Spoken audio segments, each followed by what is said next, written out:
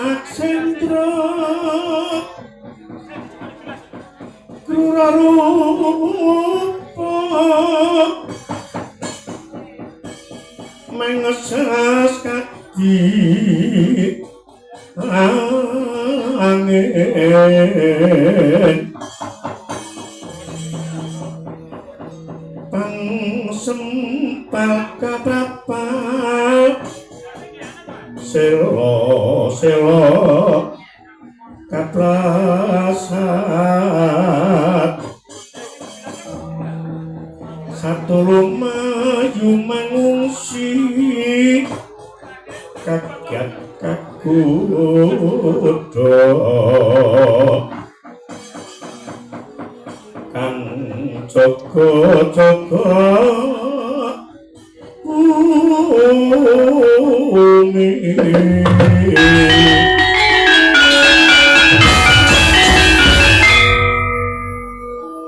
Eteang Mas Patik Raja Dewagu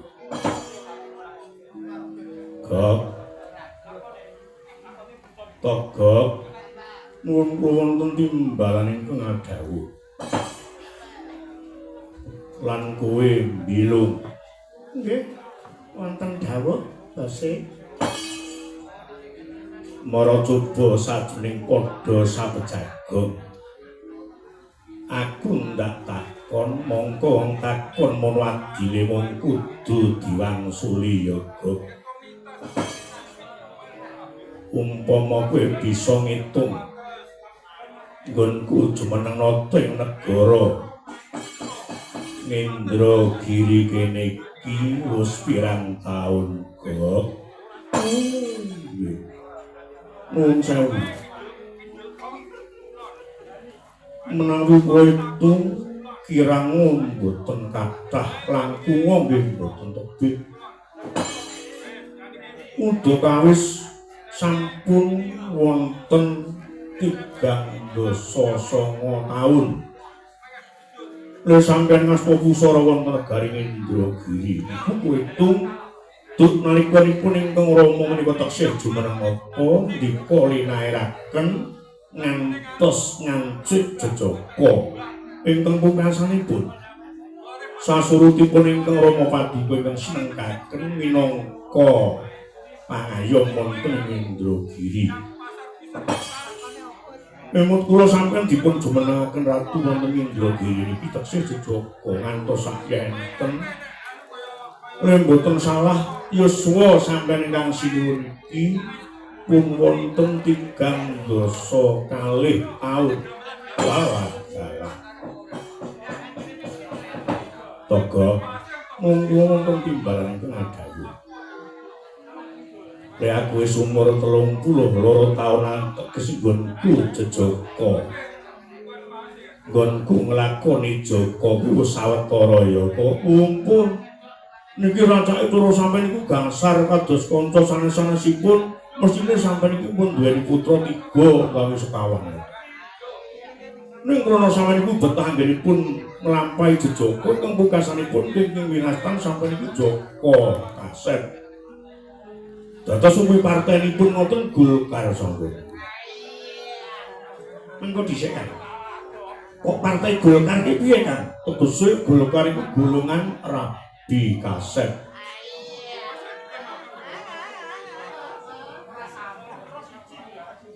Iku ngene yo kok janjane aku bisa ngrasake yen to kanggo timbangan nggonku mlungguhi keprabon Indragiri iki durung ana mongko lumaing bumi kureping langit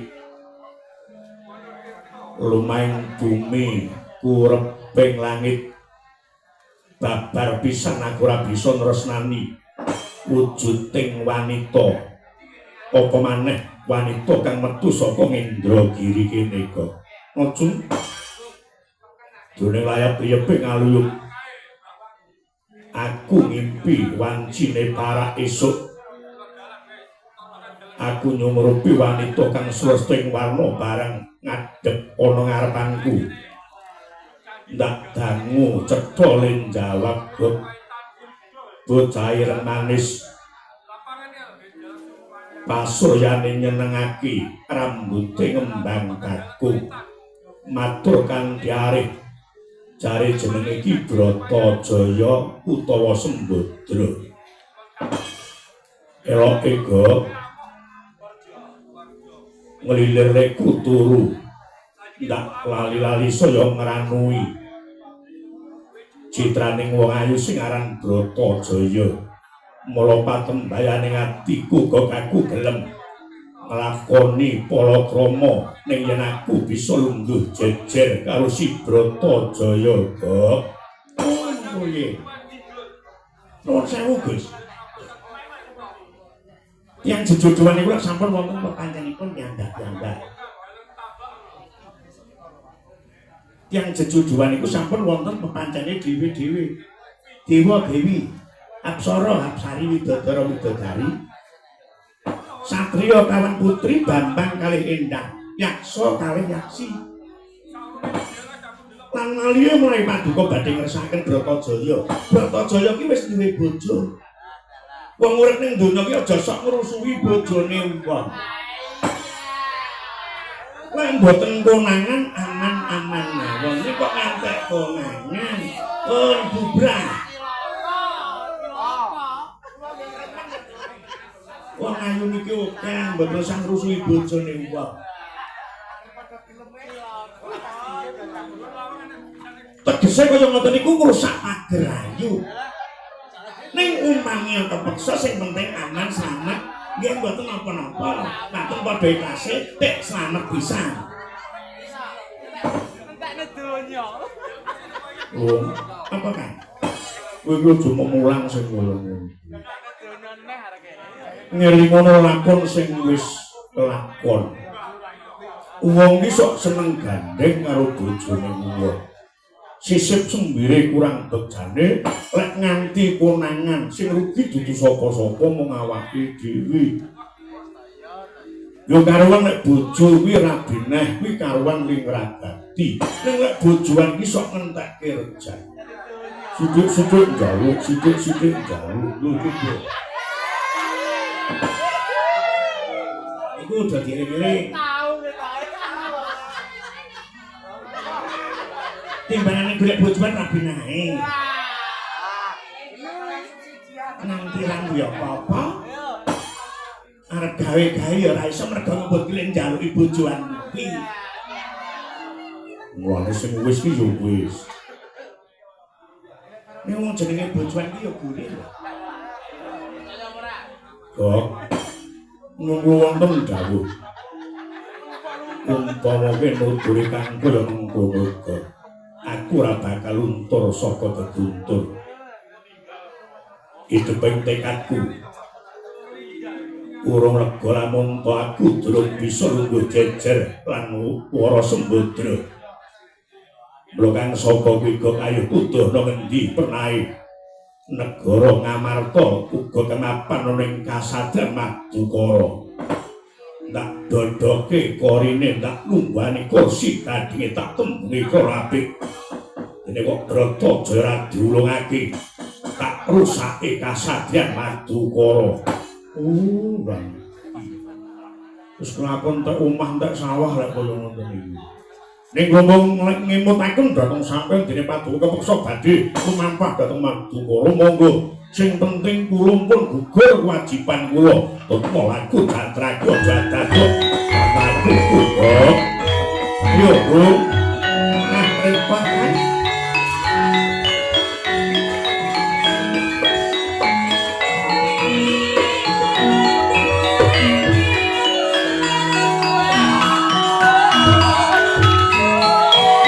Nang kalang yumet kalapan amuncar.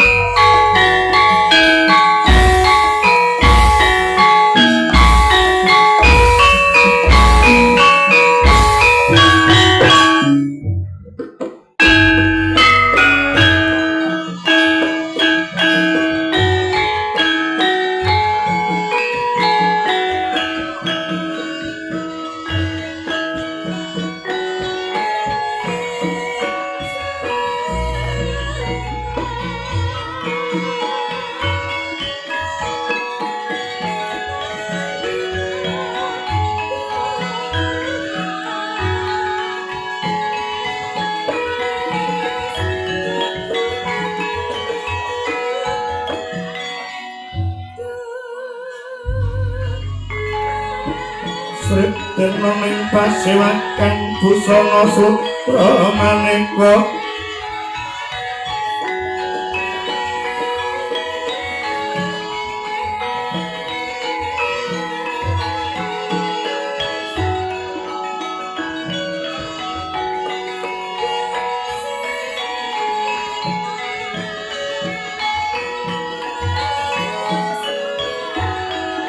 Bagus Bitengudana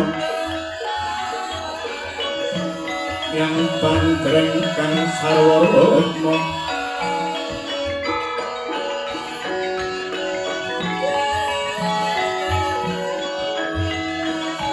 Renggemane Narawa Putra Pradanya Sumirat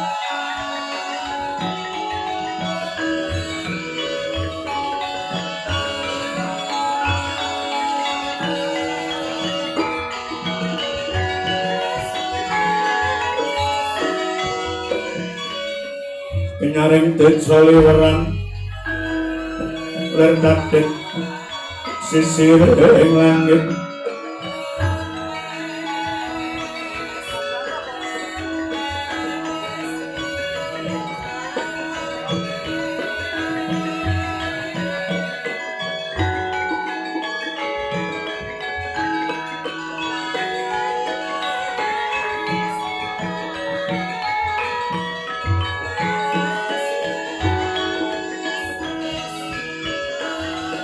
sananing wong kang lubung petang apa cegah tuling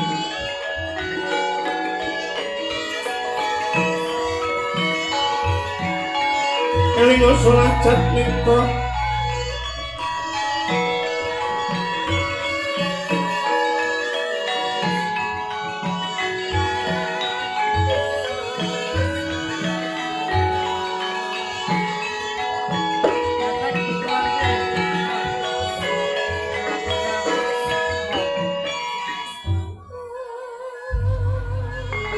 yen wacana kudu manis muresang seming sasana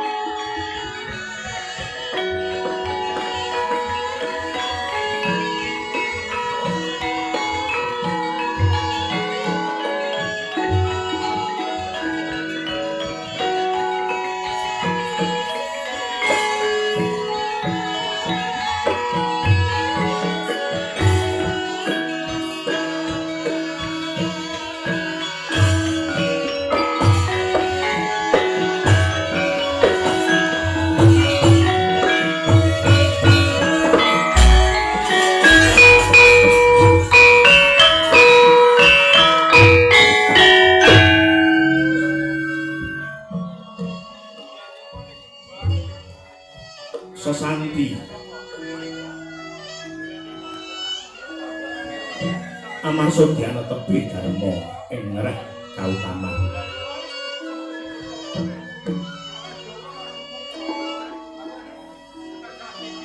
sadurunging dumadi jagat raya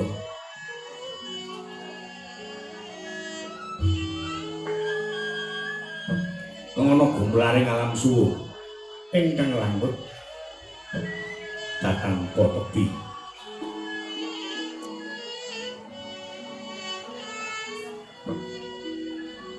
neng neng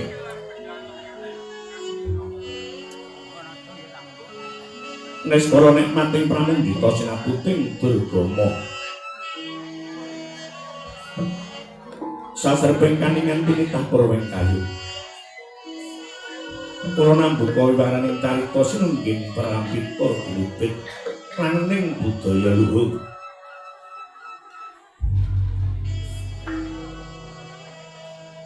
biar padang ana sanepaning agesang suwuh arep Data Pitana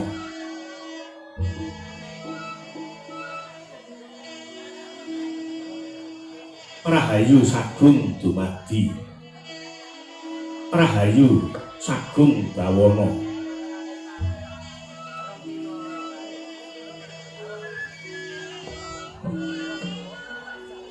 Anenggih negari pundi menika ingkang minangka purwakaning kandha negari satunggal garpi nama sedasa muhung ing negara Astina Gajah Uya Limang Benawi ya iku Janggala.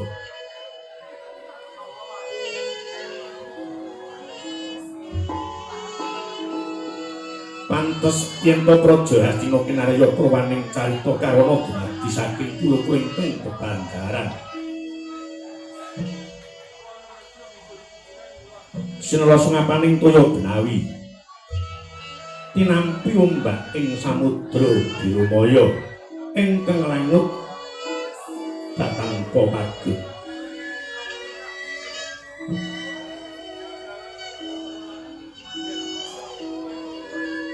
Pegating paningaka pantok uruping Cakrawala waneh cakriking gisik.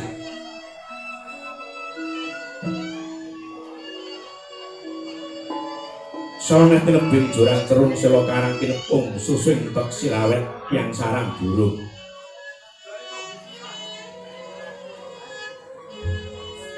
Wonten ugi pasisiran Tresasana jembar kaebekaning pasir gelar naris pinggir tanem tuwuh ingkang anger buyung.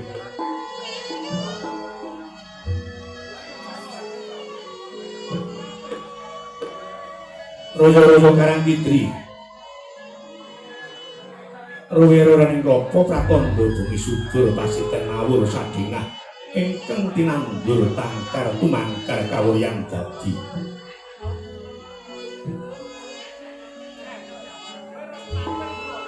Gunung-gunung bebanjengan rangsang langit lenggak-lenggok lampahing ingkang mijil saking sendang-sendang ingkang wening tirtani.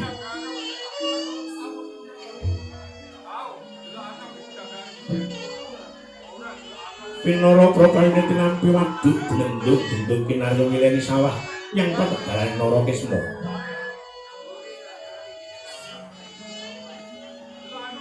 Dasar negara kang gedhe obore padang jagate jero tancepe adoh kuncarane Prata kasusra ing manca praja.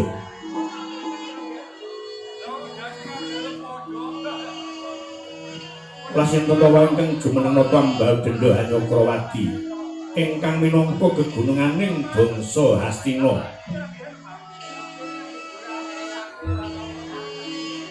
Nenggih ingkang ajeng dulu Sang Prabu Duryudana.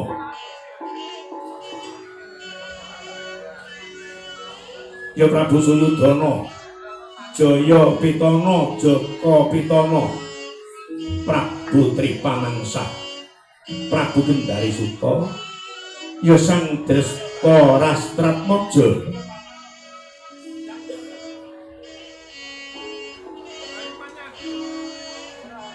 Nudri sajuta sanata miyos seniwa kang tinggil binaturata lenggah dampar benta ingkang pinalibet ing kencana.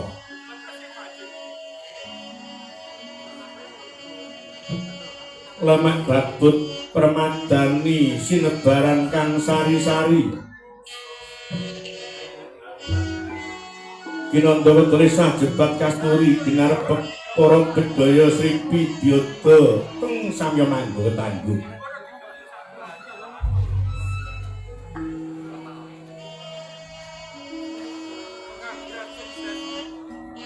Sinten ingkang kepareng ayun lah menika tawaning parampara Hastina Dahyang Guna.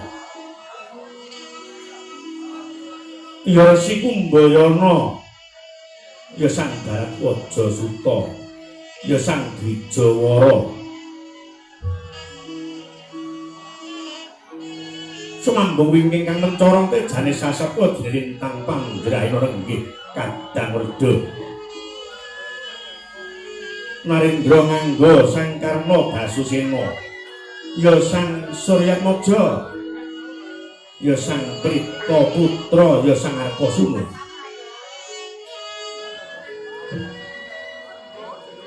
Dumadak tang pamparing dangu kesaru rawing teng raka ing Mandura Prabu Baladewa upa dene roh angacare gabjuk arang kurang seneng sinerengan. senaning nata mandra kados pangijo wantai Sanghyang Bathara Brahma senaning kang rayi ngastina sasat Sanghyang Prabancana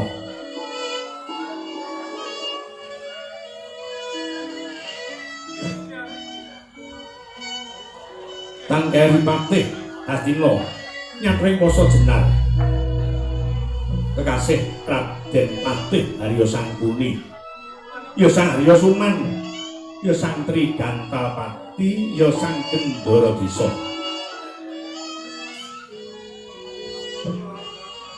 dene kang kepareng wingking ngangkungake jangga liringaken karna Rayanata Satring Tirta tinalang Raden Kartomarma ing cipta muhun ngantu-antu ijrim sabda saking Sang Narawati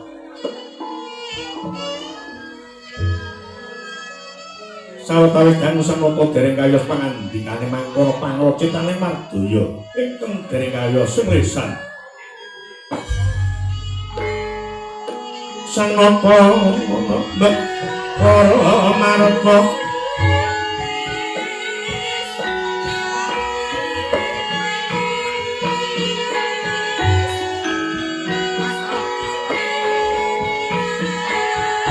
sejane tanpa karya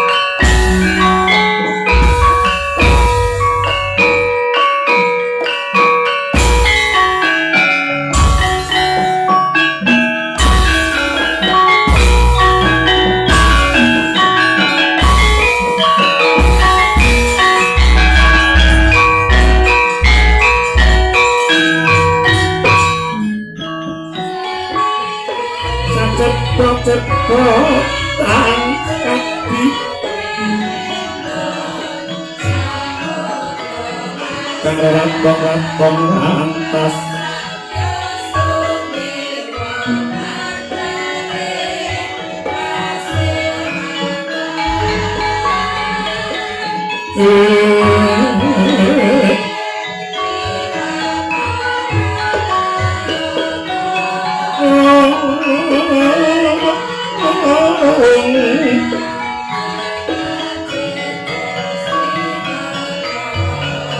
Betul arsa pinanggih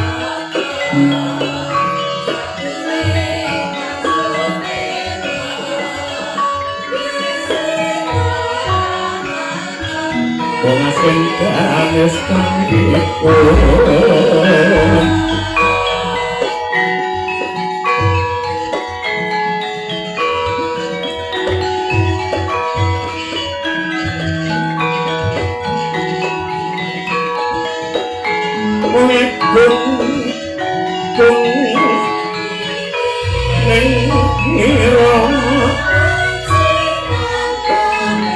Sugeng prayiraja alus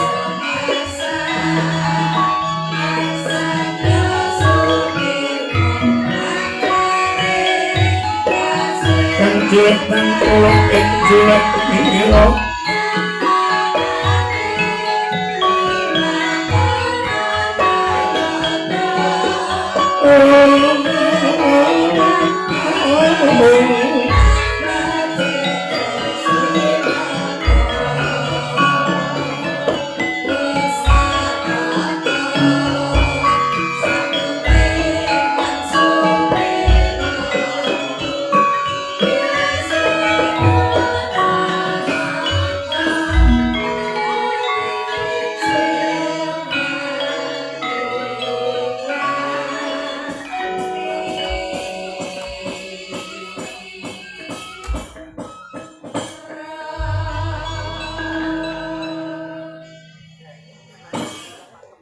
mangkono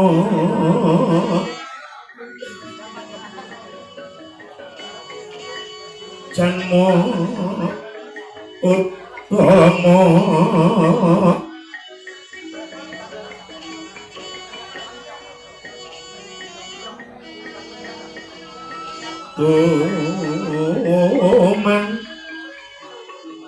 tumanem ing sapi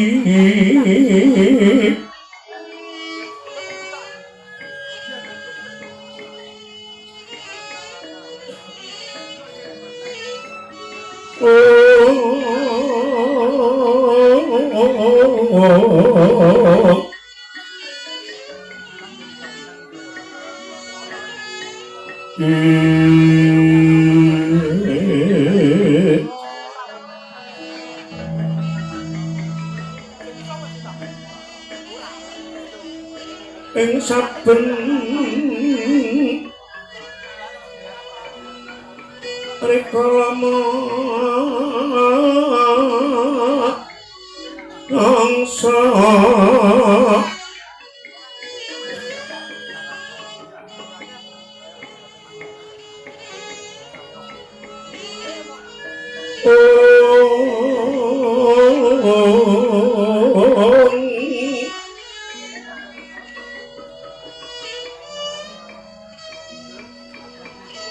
mangsa hama masuk budi laire dan tetapi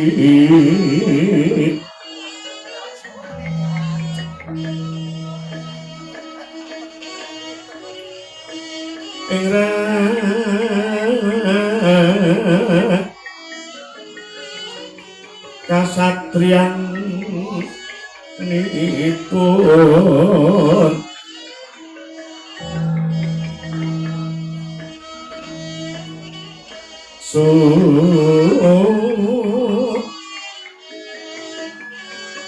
si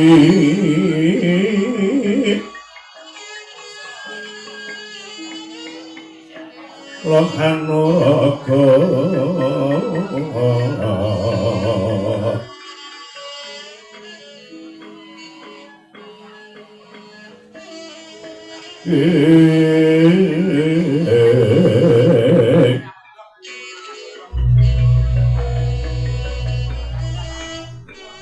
Nyo met yasing sami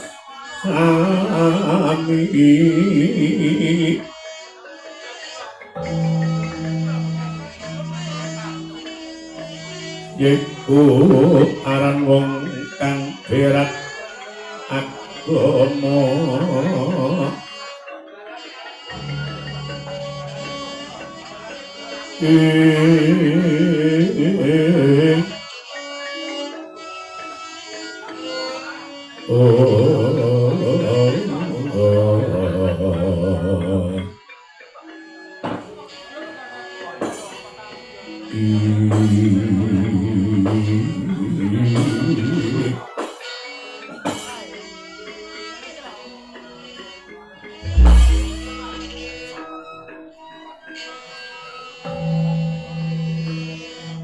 ya jagat ya dewa Bathara Yayi nyuwun duka ingkang kathah dene kepeksa pun Kakang ngrumiyi nggih kula munjuk atur wonten ing pasiwakan ampun kanggepun Kakang menika lepat ning kula kinten sampun sakmestinipun yen to minangka kadang werda narbuka wontenipun pawiwahan ingkang nyatane sampun sawetawis paduka mboten kepareng paring pangandikan kang sarta paring dawuh tumuntuna paring pangandikan napa kula sawang wit saking jaiting netra lekering Wardaya Paduka Yai Prabu Duryudana kados kirang rena ing panggalih mila mboten maneh yen to pasewakan dintenake kawis tinggal tintrim kawontenipun inggih awit kaprabawan Paduka Yai Prabu Duryudana ingkang kebak ing panandang kanyatan boten kersa paring dawuh tetep para sari tumangsa mring Sang Dwija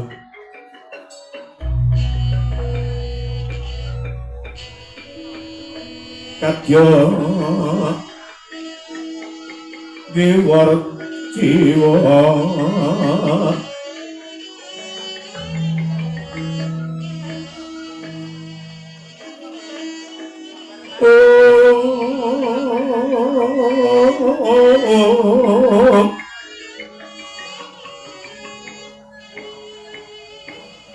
kakak sing tias dahat kewraning karayan ira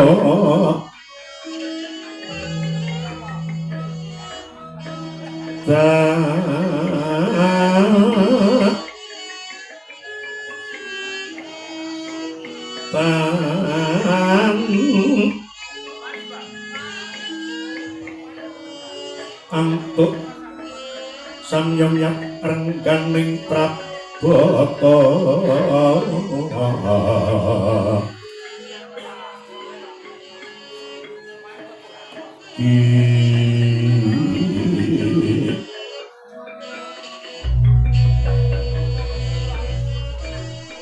lunging gadung malengkung kadyuping maruta manda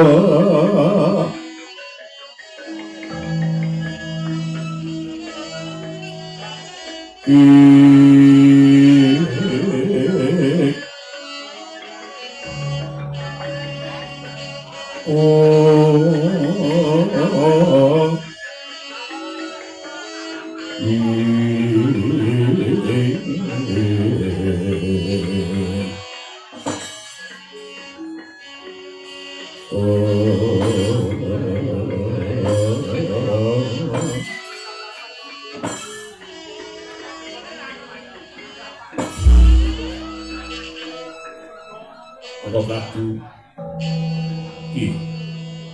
pripun Kyai? Nggih.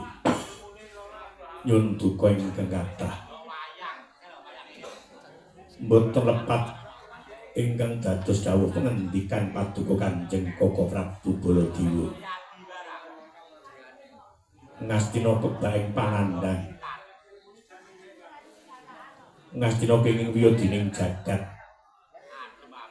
Inggih awit saking dawuh pangandikan paduka kula pitados Koko Prabu sampun rumaos salebetipun mobet wonten ing Datu Ayaga Ngastina mboten tentrem nanging kraos tintrip menika sabab kathahing rubida kathahing wiyadi kebaking panandhang ingkang sinandhang kawula dasih. Monggo sampun boten kirang ngreh pambudidaya kula. Kula sampun ngrawuhake para pinter. Ngrawuhaken para sarjana sujaning budi, ugi para ulama, para kiai, brahmana lan resi. Ing pengangkah sageta nambah wiyadining jagat ewadene amung gagar wigar tanantuk damel Koko Prabu inggih awit rawuhipun Kanjeng Koko Prabu Baladewa kula nyuwun pitedah yen cara-cara napa ingkang kedah kula budidaya yen mergi pundi ingkang kedah kula lampahi Kanjeng Koko Prabu Baladewa. Alah. Ya jagat ya dewa Bathara. Nggih. Nuwun sewu. Pancen boten lepat ing dados dawuh pangandikanipun Kyai Prabu Duryudana kula mebet wonten Dakula niki pun kraos. Hawane niku pun beda. Le pancen Ngastina kenging wiyadining jagat sesepuhing negara nayakaning praja lebet Bapa Sukalima Pati Sengkuni iki apa ya mung meneng wae. napa mboten budidaya mawi cara napa supados enggal saged nambah wiyogining jagat. Langkung-langkung Pendhita Durna. Monggo Ngastina niku gudanging ilmu, gudanging Brahmana, wonten Brahmana Sukalima Dharma Wanggana. Ugi wonten Eyang Kerpa, ugi wonten Eyang Mahatma Bisma. Nggih. Nanging sedaya sampun paring pitedah budidaya. Kados atur kula sekawit gagar wigar tanantuk damelah. Yayi. Lepangan dilo kados ngaten saking rasanipun Kakang le Ngastina kenging wiyogining jagat mongko dipun budidaya mawi cara napa kemawon dereng saged kalampah. Niki cetha le Piyayi Ngastina mliginipun Yayi Prabu Duryudana ingkang minangka pangayom ingkang wenang damel abang ijoning negara. Kula kinten paduka menika kirang syukur dhateng Gusti Kang Karya Jagat.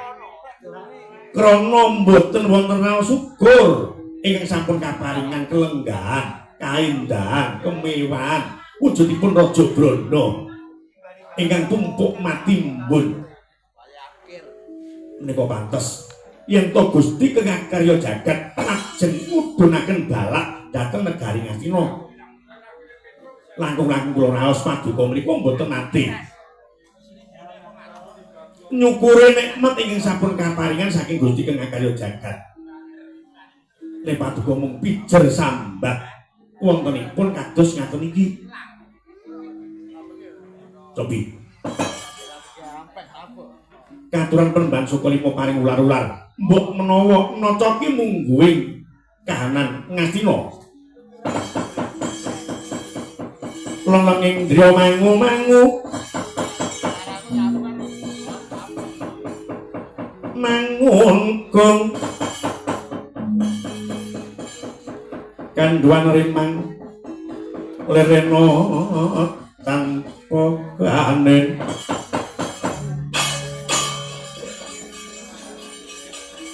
lerena tanpa kanen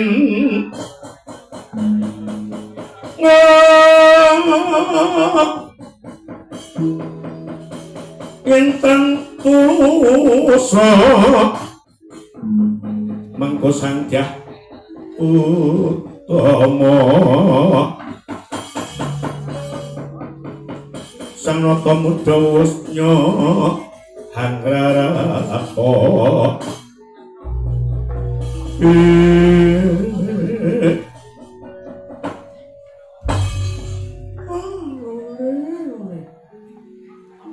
semono semono tende duduk manyar-manyar belah-belah jogrek nok-nok nuwun inggih kaparenga kula paring dawuh nggih nek nyuwun duka ing kathah kula tak rubut kopi kula sithik ndak gorokan kula niku kok kawis tinggal salit nggih Penemban nggih kula tak ngombe kopi riyen nggih.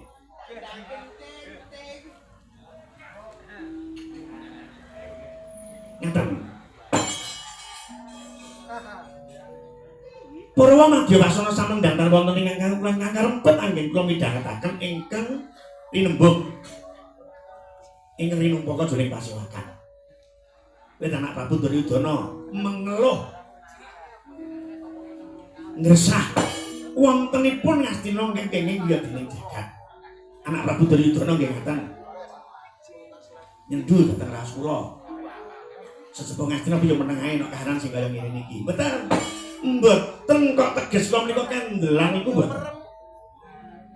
Mboten kok kula teges kula niki meneng niku mboten kula nggih mbaten kula nggih mikir. Ampun kuwatos nek mboten kula pikir.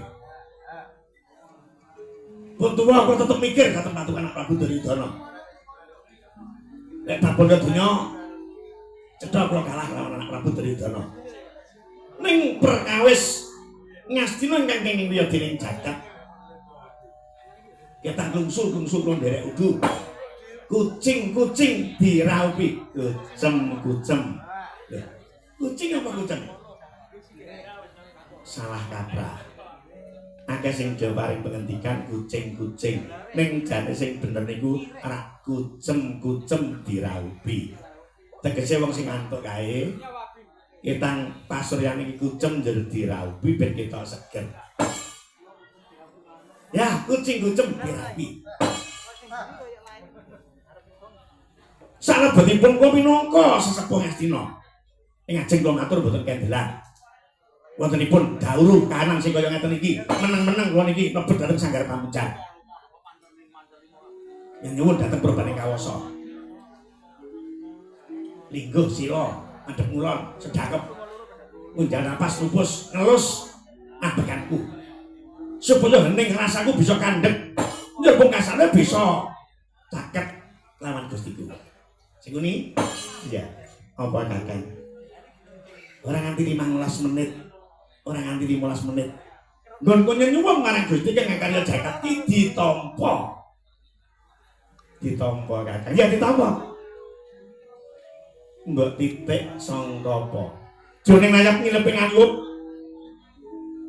Ana dewa sing ijo wantah jrek teka nang ngarepanku. Agemane drill. Drill iki apa kaki? Bajune sing dhuwur dilebokke sabuke cetha liren. Nganggo sepatu ning celanane rada cingkrang. Metu jenggote. Paring dawuh Rono, aja mbok batut-batutke nggon Musmedi. Ning nganti mbok batutke jagat ki ora kuat. Kaya ngene iki sing kene perbawaku, nek aku gelem lingguh memuji marang Gusti. Njero pungkasane aja semelang keng dadi rasa mungkir Kumbayana atur nasane anak Prabu Duryudana ora esuk ora sore ora awan ora bengi yang perangane Kurawa bisa nggarwa putra Slagayama atmajane Sang Prabu Dewa Jumunten ya Sang Prabu Janin Raja sing aran Endang Lorowangen ya si Kuntul Winanten ya iku no margane bakar ngadina Wahya Jati Katemang Jati satemah mulya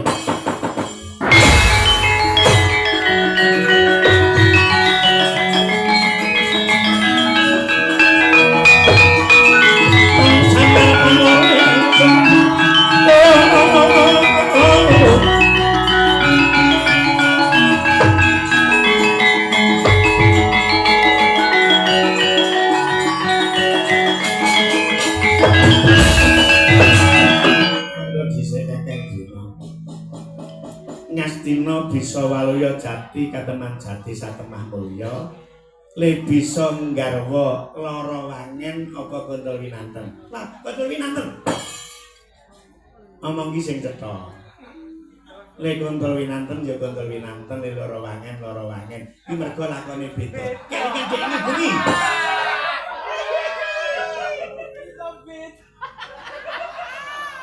Jerkeling-kelingan sing diingi-bengi ning Bojonegoro kae. Ngene iki lho pikirane wong tuwa iki anggere mikir norno ya ngene iki.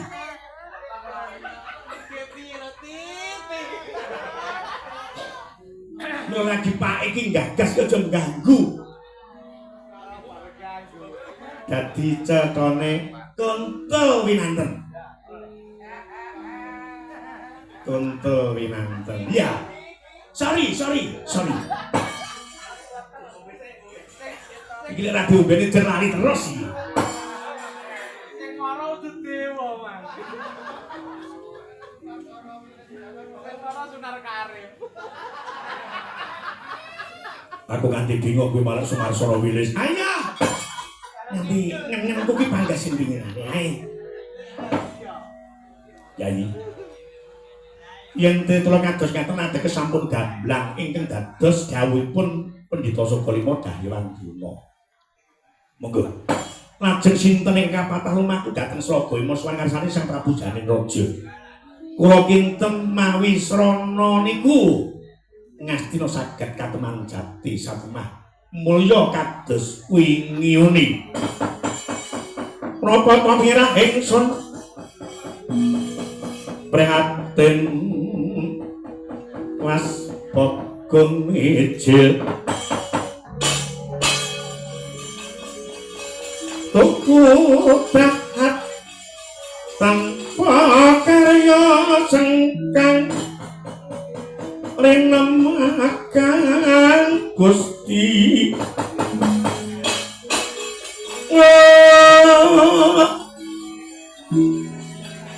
kang rena sak sekarnya semawur gambir melati kang rena sak sekarnya semawur gambir melati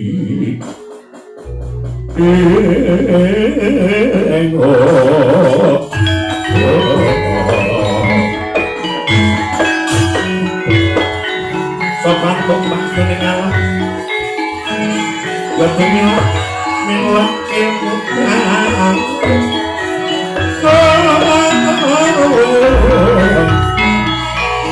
pengkat minyak yang manutuk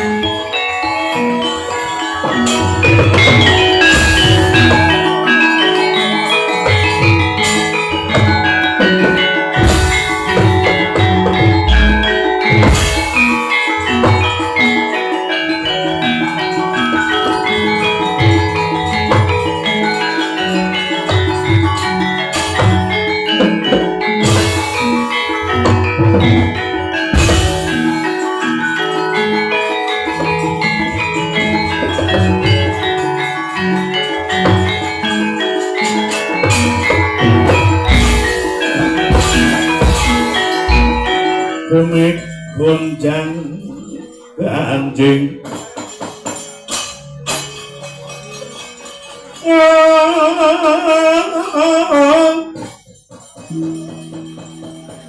langit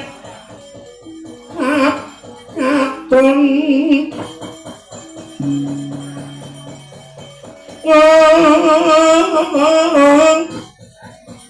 resang mawak andrung resang mawak andrung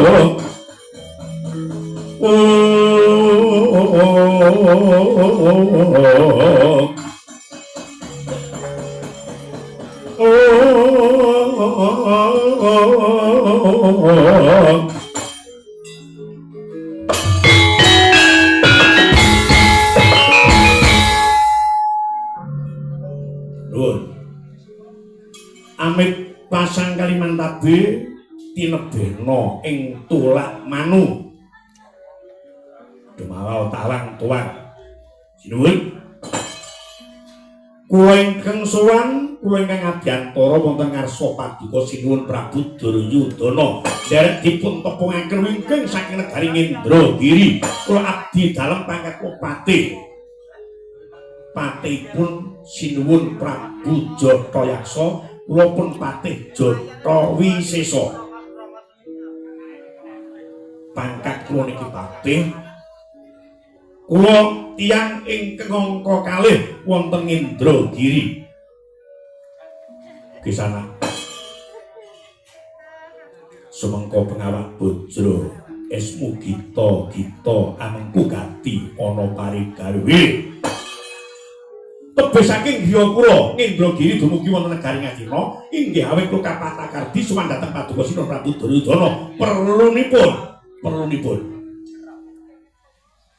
sepisan kula kinen nderek pitakon napa leres yen to Ngastina kenging yadining jagat dasar kepala nyata ingkang angka kalih napa leres Ngastina niki mungsuh bebuyutan kalian para Pandhawa dasar kepara nyata ingkang angka 3 napa leres paduka niki leju meneng nata wonten Ngastina saben wonten lelakon ingkang suraosipun damel sisah paduka kuwatos sing nggalih kuwi jelas mergana sambung rapeti lan kawulaku sinuwun kula sampun ngertos yen rinumaka wonten pasewakan lan sampun cetha ingkang dados aturipun Pendhita Sukalima Dahyang Druna Ngastina niki badhe walya jati kateman jati setan Mahkaya le saged nggarwa putri Sragaima akmadanipun Sang Prabu Dewa Jumunten ingkang nami pun Dewi Kuntrowinanto kudu lali ya Pak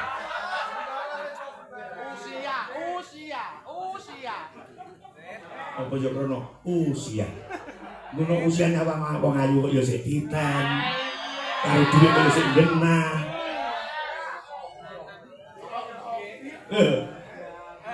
mula wong iki tuwa iki kena umur kena tuwa ning jiwa kudu terus semangat empat ini wong iki gelem semangat kuwi uripe bakal diuja karo Gusti sing kaya jagat beda wong sing ndak duwe semangat mung turu ndak duwe semangat kuwi rezekine ya ora patek ana klumpuk-klumpuk di sana wonten dawuh mentas wae tinembung ing pasewakan kula ngertos nek paduka rembug perkawis sagenipun saged nggarwa putri Sragaima Kuntrowinanten ning sampean boten kemutan ingkang dados atur kula sakawit yen to Ngastina niki pijer mamangsahan kelawan para Pandhawa sing kenging kaya dining negara niku mboten Ngastina niki sak jagat do kena pacoban sak jagat iki do kena pacoban mongko siji-siji kangge nambah yodi mung putri Sragaima banjur carane sagaripun jumangkas sumandateng Sang Prabu Janenraja kedah budidaya mateni para Pandhawa lek niki sampean pun mateni Pandhawa ada dua keuntungan sepisan saged nambah yodi Ngastina kaping kalih saged murungke jangkaring jagat ingkang nami Bratayuda apa kowe sadar adoh saking Indragiri dugi ngriki loken bebantu dateng sampeyan lan boten ndarbeni pamrih napa-napa kula aturi ndumuk dateng sirahipun Kang Abdi kula pun Jata Wisesa kula ingkang badhe jumangkah wonten negari Ngamarta Sang Baladewa ngarepati Benareswara Krasna kalangkunging tresnanira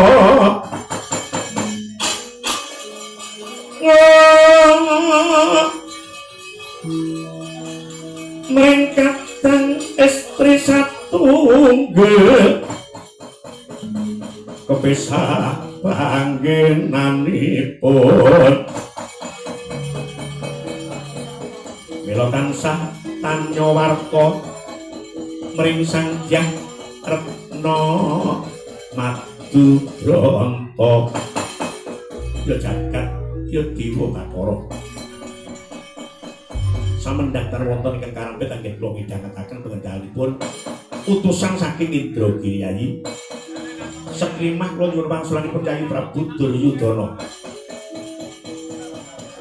paduka pitados napa mboten kaliyan ature Jata Wisesa ingkang nedya merjayani Pandhawa lan ngrabekke perangane Kurawa lan Kuntrowinanten Bapak Prabu semunipun kula pitados kaliyan tamu ingkang mentas rawuh pergi sampun marang Mbah Nakabe langkung-langkung nayakaning praja Ngastina boten wonten ingkang saged kenging kula pitados klebetipun Kakang nyuwun duka semunipun kula sarju keng sarta wujud lan Jata wah ning ngono nek gunane nggonku temeka Ngastina becik ketitik ana ketara saka Candra Wahyu kang ulane Bagasena pun Kakang Bali Mandura iki.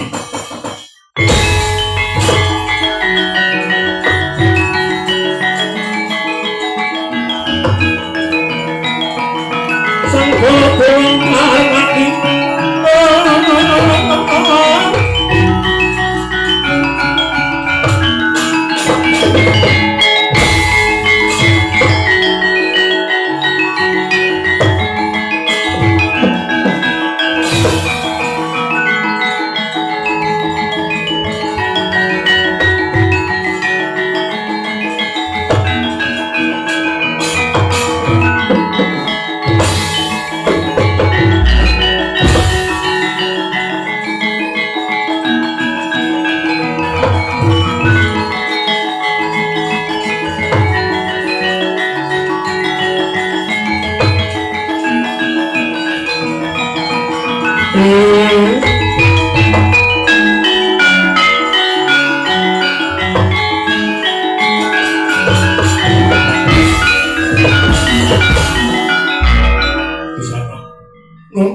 timbalan ingkang ngadawu petung imbaning Koko Prabu Baladewa awit saka rawuh purba wasesa ndak pasrahke marang Kisanak banjur kapan kesaguanmu Kisanak binjing ngentosi napa dinten iki ngarengi wanci ingkang becik ketang corok lintang obor Sudama kepareng kula nyuwun pamit lumaku dhateng Surabaya nyuwun dhateng putra putrinipun Sang Prabu Dewa Jumana uga dina sampeyan kok sing pareng nyuwun pamit mantap pasuwana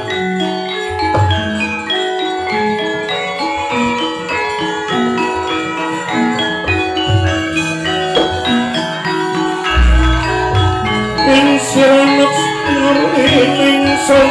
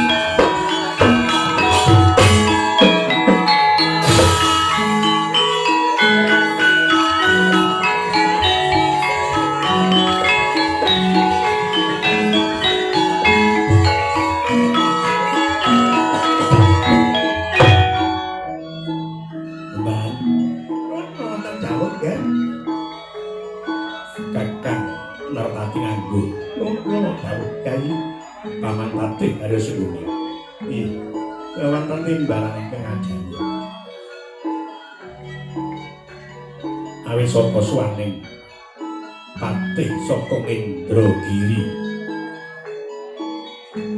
patih Jata Wisesa gawang-gawang bendha bakal tumpes tapis tanpa sisa ibarate ngenteni sapanginan wis ludes keles para Pandhawa mula kaya wong kang lumaku wanci pangko kepapak obor sewu rasane Prabu Duryudana mugi saking kasendadan nggih ora ana sabda maneh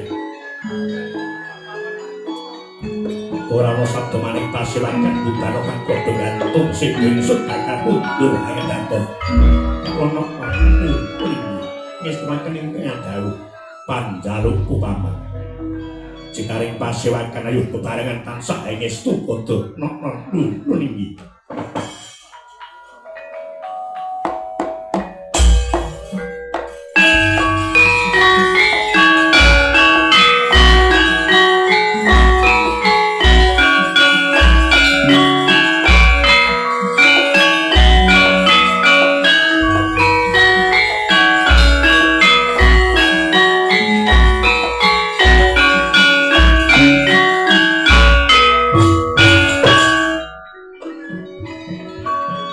Pangestu Prabu Duryudana